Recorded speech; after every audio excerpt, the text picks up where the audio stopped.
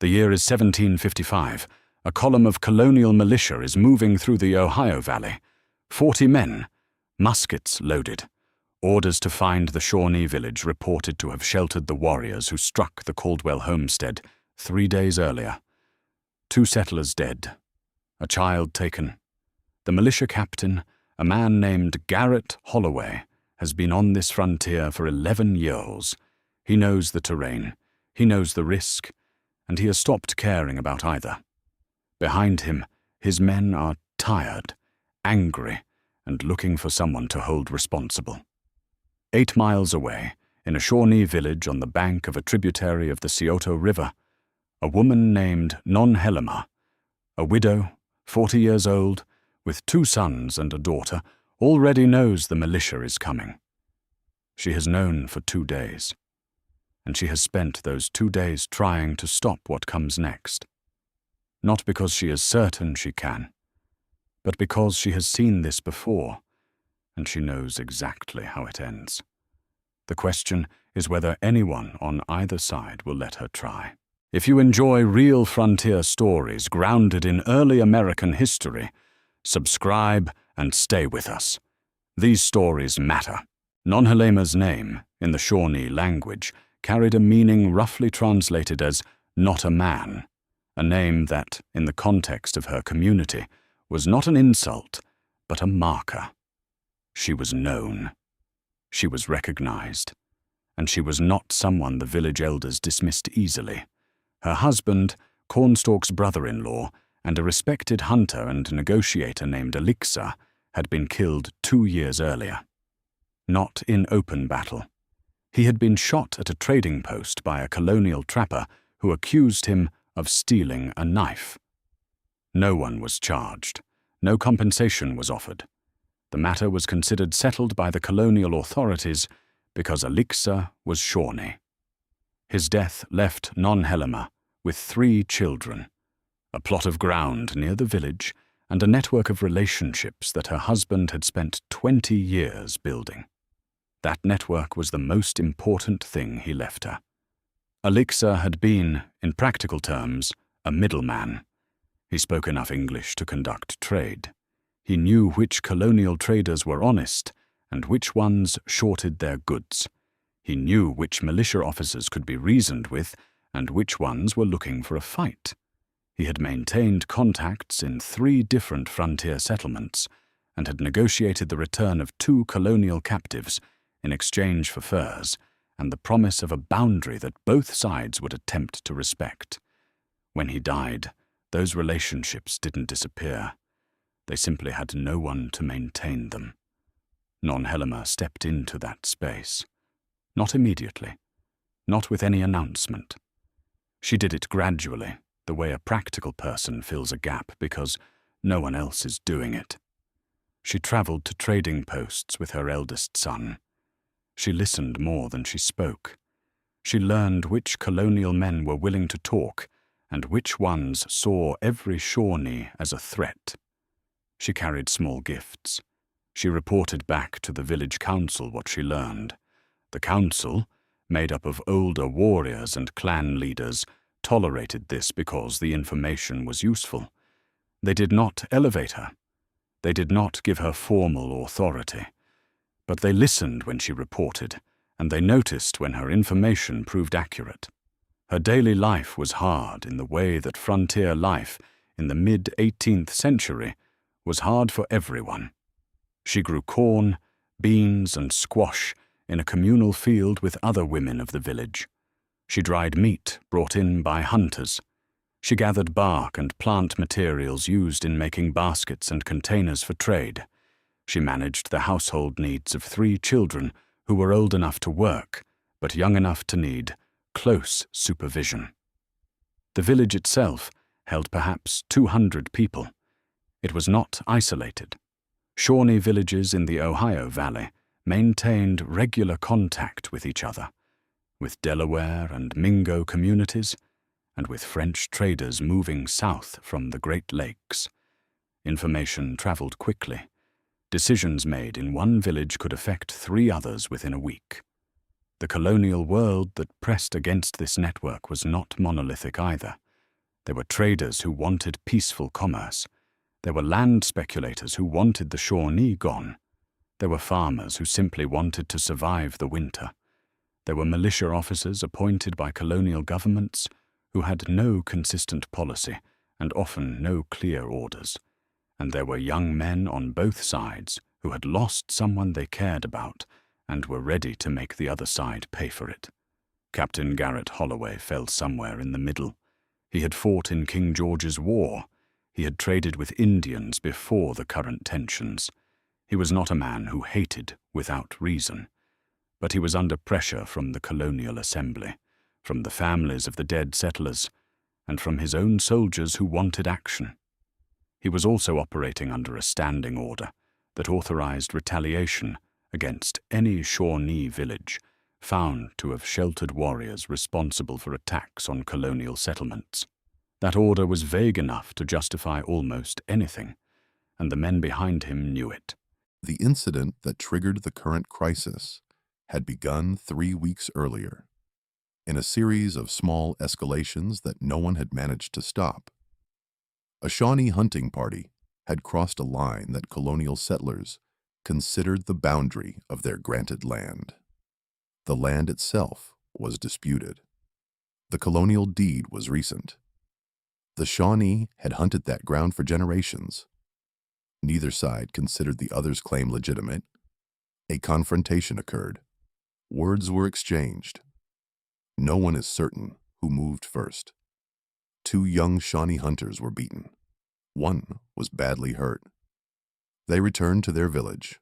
Within the village, a warrior named Painted Elk, young, experienced in raids, and already known to distrust any agreement with colonials, argued that the attack on the hunters required a response. He was not wrong by the logic of his community. Injury without response invited further injury. That was understood by everyone. The village council debated for 2 days. Nanhalima argued against retaliation. Not because she thought the beating was acceptable. She did not. She argued against it because she had spent 2 years watching the cycle of raid and retaliation grind communities on both sides into exhaustion and loss. Every attack produced a response. Every response produced another attack. The dead accumulated. Nothing was resolved. The council decided on a limited response, a small raiding party. Not the Caldwell homestead specifically. That was later attributed to them. But the connection was complicated, and partly the result of colonial settlers not distinguishing between different groups of Shawnee warriors. What happened at the Caldwell place was this. A group of 4 warriors, including 2 from a different village entirely, attacked the homestead in the early morning. 2 adults were killed. A child, a boy of about 8, was taken. This was not a random act of cruelty by the standards of frontier warfare. Captives, particularly children, were often adopted into Shawnee families who had lost members. It was nonetheless a devastating act for the Caldwell family and for the colonial community. Holloway received the report within 2 days. He had standing orders. He moved.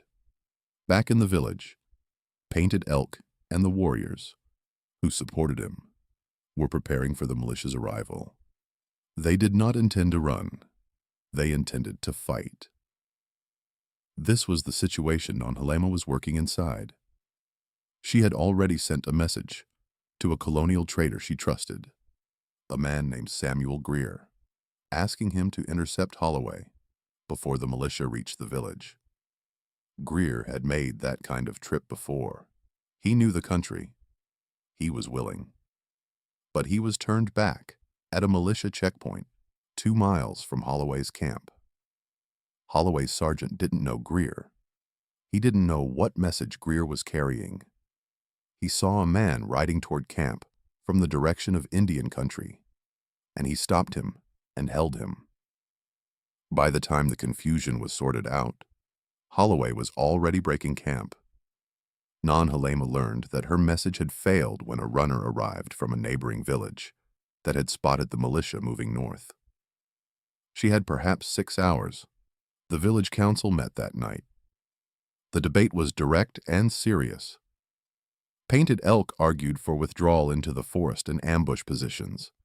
2 older council members argued for negotiation. One elder said they should send women and children north immediately and let the warriors decide what happened after. Halema made her position clear. She said she would go to Holloway's camp directly. She would not go as a representative of the village. She had no formal authority for that. She would go as herself. A widow. A woman who had been trading with colonial settlements for 2 years. Someone Holloway might at least agree to hear before he gave an order he couldn't take back. Several men in the council said this was a death sentence. One warrior told her that the militia would shoot her before she got close enough to speak. She said she understood that was possible. She asked whether anyone had a better proposal that did not end in more dead on both sides. The council did not give her permission. They also did not stop her. She left before dawn with her eldest son and a colonial flag she had obtained from Greer 2 years earlier for exactly this kind of situation. The route to Holloway's last reported position took Halema and her son across open ground that militia scouts regularly patrolled. She carried the flag where it could be seen. She moved slowly. She made no effort to conceal herself. Her son, who was 17, was frightened. She told him to stay close and keep his hands visible. 2 militia scouts intercepted them within a mile of camp. The scouts did not shoot, but they did not stand down either. They kept their muskets raised and shouted at her in English to stop moving. She stopped. She identified herself by name. She said she was there to speak to the captain. She said it in English. She had spent 2 years practicing precisely for this situation. The scouts didn't know what to do with her. They sent 1 man back to camp and held her at gunpoint for 40 minutes. Holloway came out himself to see what the situation was. He had heard of Halema. Greer had mentioned her more than once as a reliable contact. He had not expected to meet her standing in an open field with a flag and a teenage boy, while his scouts tried to figure out if she was a decoy. He told her she had 5 minutes. She told him she needed 20. He gave her 10 and walked her toward camp. Inside the camp, she was aware of the attention she was drawing. Soldiers watched from a distance. A few moved closer. She could hear arguments at the edge of the camp between soldiers who wanted her gone and an officer trying to maintain order. She focused on Holloway. She told him what she knew about the Caldwell attack, that it had not been ordered by her village's council, that the warriors responsible included men from a separate village who had acted without broader sanction, and that she had information about where the boy taken from the Caldwell homestead was being held. Holloway listened. He did not believe her completely. He said so. She said she wasn't asking him to believe her. She was asking him to delay his march for 48 hours while she arranged the boy's return. He asked what she wanted in exchange. She said she wanted no attack on her village. She wanted a meeting between the village council and a colonial representative. Not a militia officer, a colonial government representative. Within 30 days. And she wanted the men who had beaten the 2 Shawnee hunters in the disputed territory to be identified and held accountable. Holloway's reaction to the last item was sharp. He said he had no authority over settlers who defended their land. She said she understood that.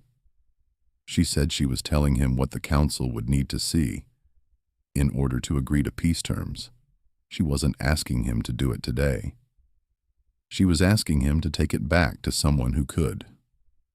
An officer behind Holloway spoke up. He said they were wasting time. He said the village was 8 miles away, and they could be there by midday. Holloway told him to be quiet. The negotiation continued for 2 hours, not 10 minutes. It was not smooth. Holloway's officers interrupted repeatedly. One left the conversation entirely and began organizing his men as if the march were about to resume. A runner arrived from somewhere and handed Holloway a folded paper. He read it. His expression did not change. Halima asked what the message said. He told her it was a report that a second Shawnee war party had been spotted moving toward a colonial settlement to the south. She asked which settlement. He named it. She said she didn't know about that party and couldn't speak for them. He said that was exactly the problem. She said she agreed with him. She said that was why she was here. Because she could not stop every party of warriors who decided to act on their own. But she could stop this particular confrontation today if he was willing to hold his position for 48 hours. The moment that shifted, the conversation was not dramatic.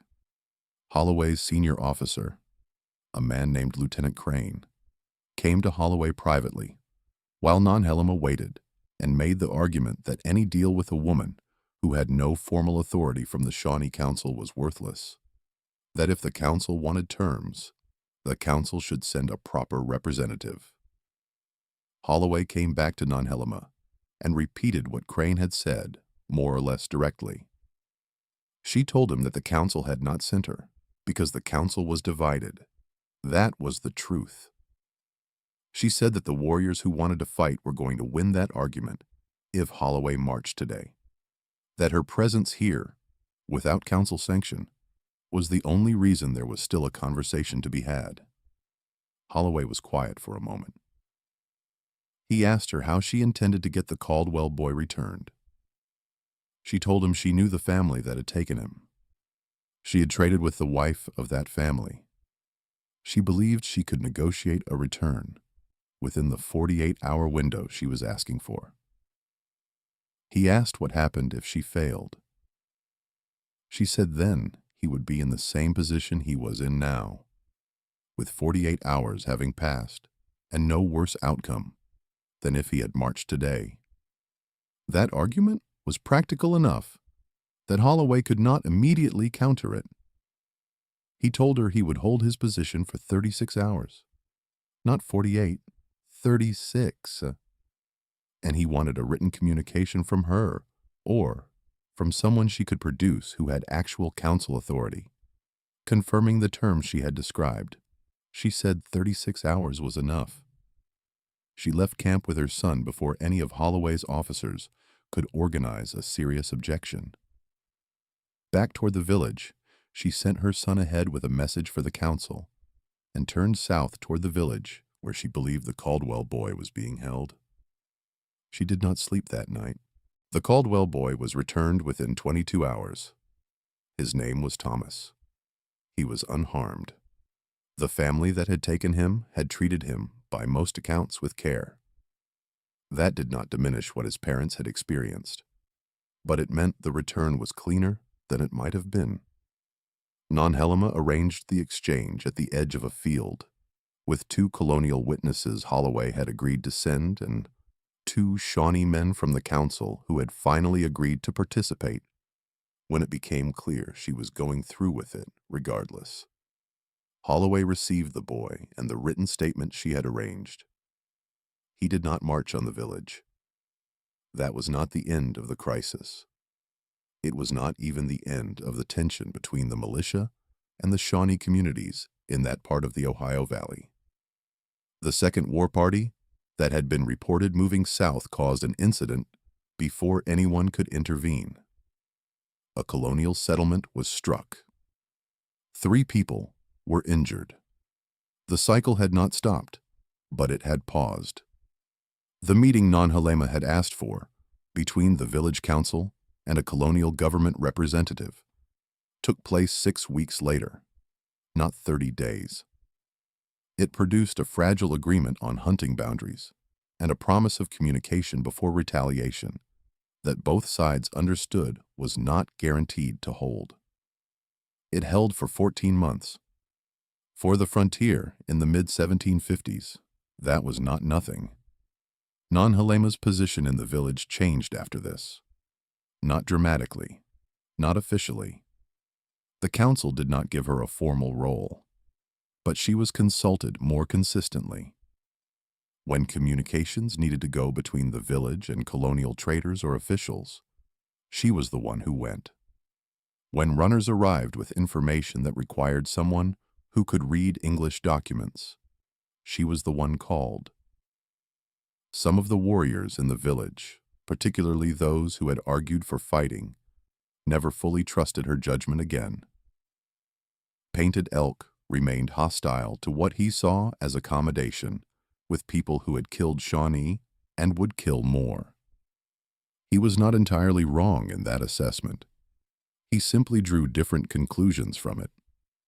Among the colonial militia, Holloway kept a record of the negotiation that found its way into some colonial documents. He described Nonhalema as someone who spoke without deception and held to terms. That was a compliment by his standards, and he did not give it casually. She continued her work for years. The frontier did not become peaceful. It became more complicated, as it always had been. More settlers arrived, more land was contested. The pressures that made her work necessary did not disappear. They increased. What she had done was create a window, and then use it. Peace on the frontier was never simple. It depended on individuals willing to risk everything when others chose war. It did not always hold. It was not always recognized. But it existed, briefly, because someone decided it was worth attempting. That is what the historical record shows. And that is the end of this story. Thanks for watching this story till the end. Comment below and tell me where you're watching from. And before you go, check out these other amazing Western stories waiting for you next. Subscribe, like, and I'll see you on the next ride.